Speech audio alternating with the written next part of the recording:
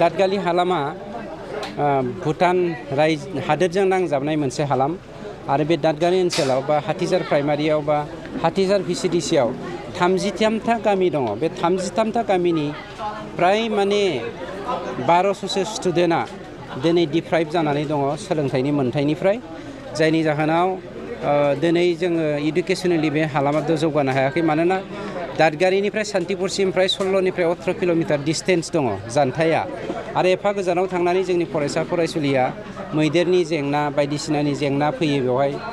मानोना बियो मेन 11 कनफ्लिक्टआ बेवहाय बिराद जाफ्लेबाय थायो, मानोना बे ओनसोला 11 करिडर हिसाबै।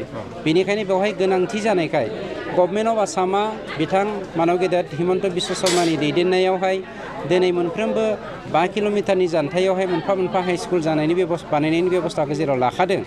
आरो जोंनि BTR एकर्डनि गेजेरजोंबो जोंनि बेवहाय माने निड बेसिसाव फरायसालि गायसननायनि बाथ्राया जेराव दंखायोखाय जोङो बेवहाय दादगारि ओनसोलनि गथ'फोरनि भबिष्यत जिउखौ नोजोर होनानै बा सोलोंथाइनि मोन्थाइनिफ्राय जानगार होयैनि मोनसे मिजिंजों दिनै बे हाइ स्कुलखौ गायसननाय जादों।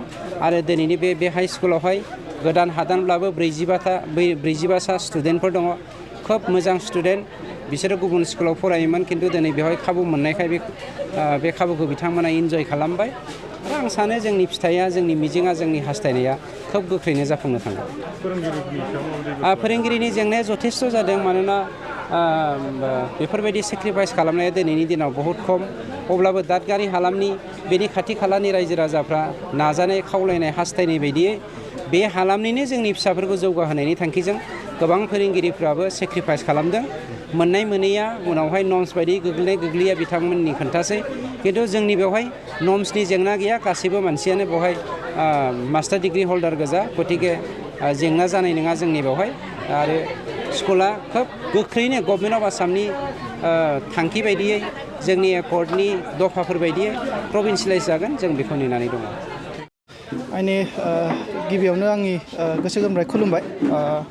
दा गुबुन रादाबनि जिखिनि फैदों आं बेखौ साबायखर बावदों। आरो आंहा दिनै बुंनांगौआ बेल', थारमाने जोंहा हाथिसार दादगारि हाइ स्कुला जिहेतु सरकारि नंथ'आ, आरो दा बेखौ जोंहा क्लासनि माखासे क्लास लानायाव प्रब्लेम जाबाय थानायखौ सारा नुनानै आंनि बेखौ दा गाव अननानै फान्ड गैथ'वाब्लाबो दा गावनि माइन'रिटि सेलनिफ्राय जेखिजाया बेखौ दा जोंनो लुहैदो होननानै माखासे गामिनि बे एरियानिनो दादगारि एरियानि माखासे सुबुंफोरखौ बुंहरदों। दा बेनि लेखायै दा बिथांमोनहा लुफुंबाय।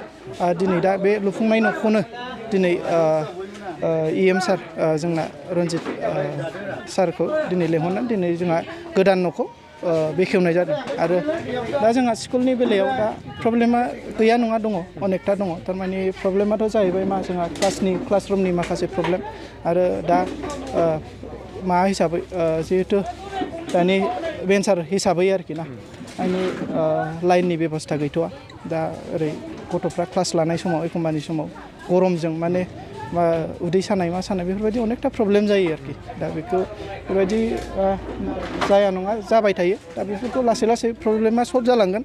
जों जिहेथु जोंना खनसेयैनो जिहेतु BTR एकर्डनि बायदियैब्ला 6.3 दफा बायदियैब्ला खनसेयैनो जेसेबांनाखि जोंनि BTD लेखा बेयाव मोनफ्रोमबो स्कुल भेन्सार थानाय प्लास LPनिफ्राय लानानै आप टु कलेज लेभेलसिम भेन्सार स्कुल आरो प्लास जोंहा जै जायगायाव नांथावथाव, जे जायगायाव नांगौ स्कुल नांगौ, बे जायगायाव निड बेसाव गायसननायनि खोथा, बे फुरा बेयो 100% जुदि इमप्लिमेन्ट जायोबा बेयो जाखानांखागोन।